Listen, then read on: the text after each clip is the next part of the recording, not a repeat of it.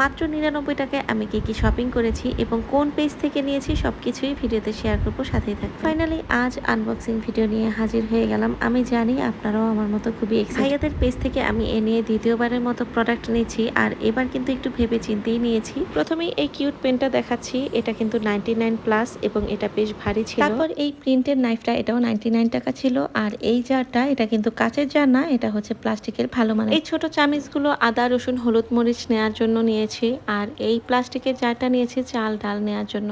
কিচেনে আমরা একটু ইজি কিছুই চাই, তো এটা একদমই পারফেক্ট ছিল। আর এই 3টা বক্স তাও 99 টাকাই ছিল। তারপর দ্বিতীয় বক্সটা আনবক্স করছি। এখানে মূলত কাচের মালামাল, আর ভাইয়াদের প্যাকেজিং দেখেই বোঝা যাচ্ছে খুব যত্ন সহকারে তারা প্যাকেজিং করেছে যেন ভেঙে না যায়। ভাইয়াদের পেজে অর্ডার করতে গেলে খুব কনফিউশনে পড়ে যায় কোনটা রেখে কোনটা নিব। এত রিজনেবল প্রাইসে এত সুন্দর সুন্দর প্রোডাক্টগুলো, আসলে এবার বাজেট প্রবলেম না থাকলে আরও কিছু নিতাম। যাই হোক, ইনশাল্লাহ নেক্সটে আবার নেব। এখানে কিছু কিছু প্রোডাক্ট 99 প্লাস ছিল, তবে আমার ঠিক মনে নেই যে কোনটা কোনটা 99 প্লাস ছিল।